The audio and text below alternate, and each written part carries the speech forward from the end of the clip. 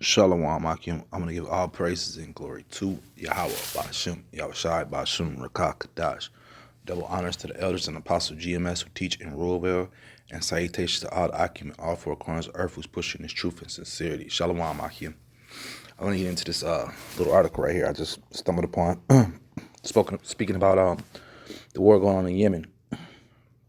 A lot of people in the United States of America have no idea that the United States has been dealing with Yemen for quite some time. And you sit back, you try to figure out, like, why out of all the countries, why Yemen? Some people don't even know where Yemen is. The U.S. has been leading strikes and proxy wars over there for quite some time, since the Obama administration.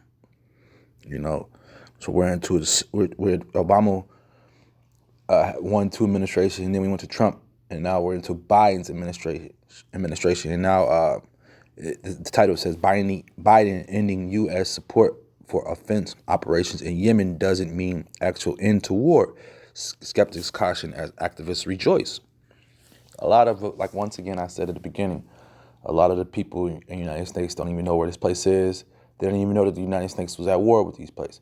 Just add on, the same thing that happened in Rome is happening to Babylon, the Great, America. You have wars that are all over the world, and America has its hand in it somehow, some way.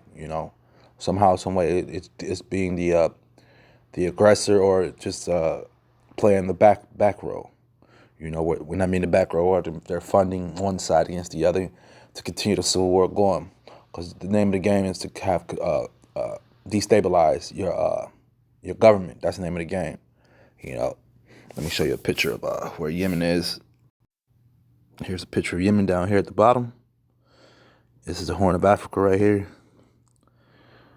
You see, remember, beginning of this year, this is Djibouti, right between here.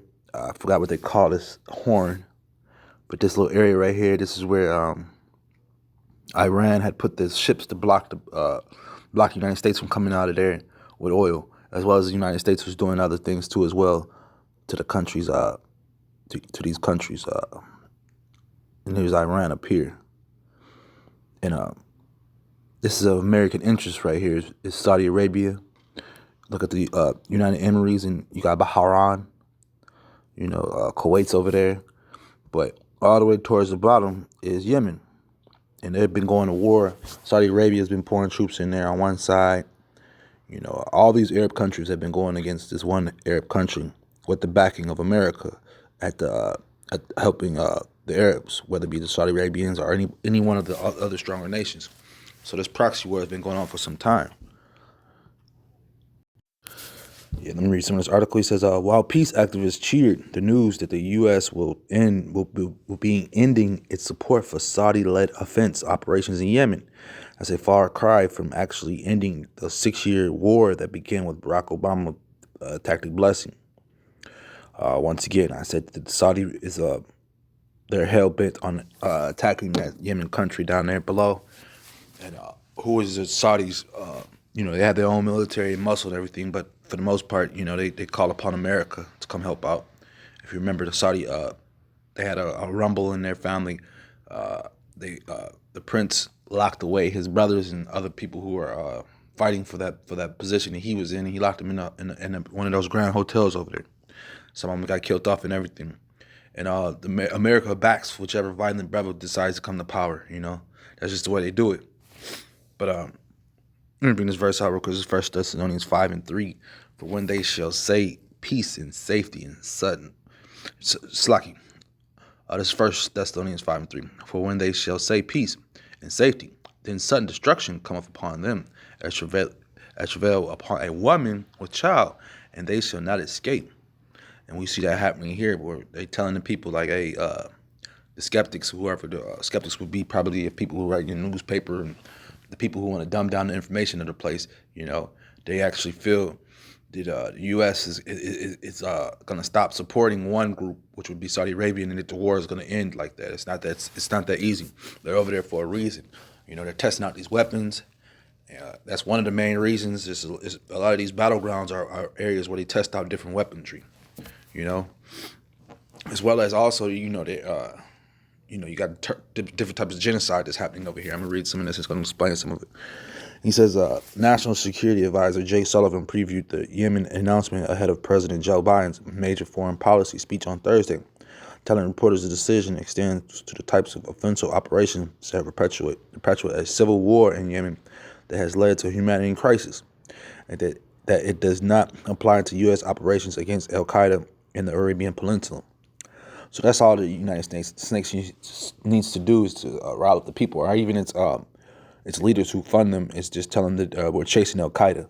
A certain wordplay that they can use to get money and funding and bills passed to keep everything under wraps and keep the money flowing and keep this proxy war going.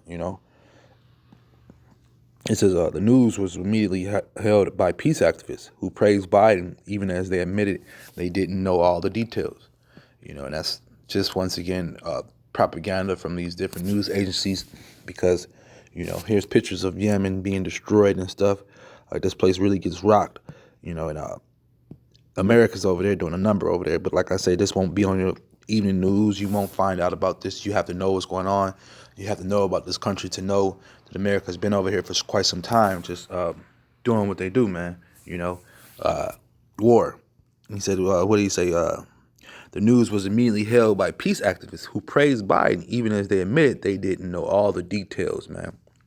And Biden has an agenda, just as well as Obama did, and all Biden is doing is continuing Obama's agenda. Well, the elite's agenda, period, the other crises of U.S. intervention in the Arabian Peninsula were more skeptic, however, pointing out that the details were where the devil usually hides, and that's just speaking about the leaders of this place, man. The lies they speak and everything. Let me bring this out. This is Psalms 55 and 21. The words of his mouth were smoother than butter, but war was in his heart. And that's what these guys are hell bent on, man. All they have to do, like I said a second ago, is just bring out the ghost. And who's the ghost? Al Qaeda. What's the you have Al Qaeda over there. They name the groups different things. Every other week they got a new name. Like recently I heard Daesh or Daesh. That's another name for them. These different boogeyman groups that the United States comes up with and their leaders come up with to go fight. Actually ending the war in Yemen would involve ending U.S. weapons sales to the Saudi-led coalition, as well as refueling, repairs, and assistance with targeting, for example. And I just spoke at the beginning of the video about how the U.S. uses weapons over there, and they just experiment with their weapons in these different countries. And Yemen is one of the main countries they're over lately experimenting on. I shouldn't say one of the main ones, but one of the countries that they're over there experimenting. And sales to the Saudi-led coalition. If you know anything about military, Saudi Arabia buys a lot of weapons from the United States of America. Matter of fact, I think America has some type of pact with them that they can't buy from any other country but America, really. And the other countries, the other Arab countries, buy weapons from Russia and the United States. So they try to do backdoor deals, like I'm speaking about Iran. I know for sure they get weapons from Russia, and they have a weapons fair that they go to that all these top leaders and generals go to, and they just chop it up and talk about the wars that's going on and the different things that they're gonna do. So these leaders are basically lying to the people as well, thinking that they're gonna thinking that the war is over and all that. But what's in this man's heart is war. Let me bring this out one more time. This is Psalms 55 and 21. The words of his mouth were smoother than butter, but war was in his heart. His words were softer than oil. And that's what, for the most part, they over there looking for oil. Yet they drawn swords. And, once again, Biden is over there trying to continue on the elite's program. Weapons, bombing, and killing off people, man. So it doesn't matter if it's Biden, Trump, or Obama. They are all controlled by the elites and their agenda. For the most part, just play right in front of the people. But some of them they have on the think tank that they're coming over there for peace, man. But war is in his heart, man. But I just wanted to bring this out because You know, a lot of people don't know about this place and don't know where it's at or don't know what's going on over there. But you know, this has to be me personally. It's probably Israelites over there that's getting bombed because you have all those different little areas in this Middle East that could be getting attacked, but they're just attacking this one spot, Yemen. And I've seen pictures of them, women out there with U.S. tanks and different tanks driving by, and they're out there begging for men to come back home and stuff. But yeah, I just wanted to point this out and bring this out, man.